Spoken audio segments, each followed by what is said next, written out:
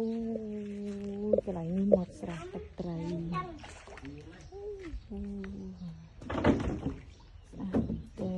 បងប្អូន Hello ក្មេងប្រុស Hello អូនឈ្មោះអីដែរ ឈ្មោះ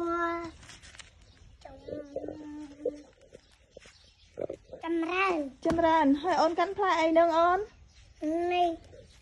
ដើមត្នោត ផ្លែត្នោតអីគេនង ត្នោតសៅម៉ៅ ត្នោតទុំ បាទទុំ អូ មើលសារវាសាច់វាទន់បាននេះ អូវាទុំតន់នេះបានទេណាអូនណា អូផ្លែវាលើបាទ ផ្លែវានៅលើណាអូនណា បាទ ផ្លែវានៅលើ នេះម្នាក់ទៀត អូអីគេនឹងអូន ផ្លែទាំងលឹងតឹង ផ្លែតលឹងតឹង បាទ អូយណែបងប្អូនស្គាល់ផ្លែតលឹងតឹងណានេះបងអូនតូចអូយដាស់តូចហើយផ្លែច្រើនមែនអូមួយផ្លែបងប្អូនណាចង់ចុចទេចង់ចុចផ្លែតលឹងតឹងនេះណែអូមួយផ្លែ ឡើងច្រើនណា ផ្លែមែនតានេះបងប្អូនផ្លែច្រើនណាណា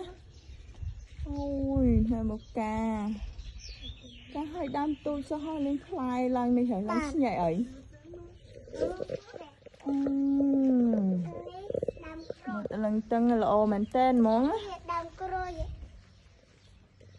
តលឹងតឹងអូក្មេងតូចតលឹងតឹងហ្នឹងផ្អែមមិនជូរអូន ជូ បាទ អូស្មានតែផ្អែម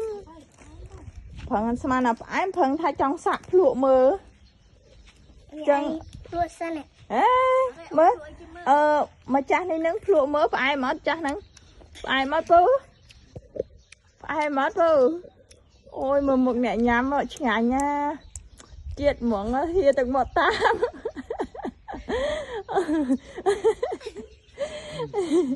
ឆ្ងាញ់អត់ពូ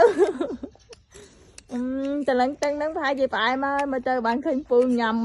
ទៀតអូយហៀទឹកមកតាមមើលតែគាត់ញ៉ាំឆ្ងាញ់ណាបងប្អូនអូយអានេះទៅនឹងផ្អែមអូនតើអានេះប្រហែលផ្អែមមកសាក់មើលអានេះមួយទៀតមើលផ្អែមហ៎ងាក់ទៅមកបើសាក់ភ្លុយជិះមើលអូ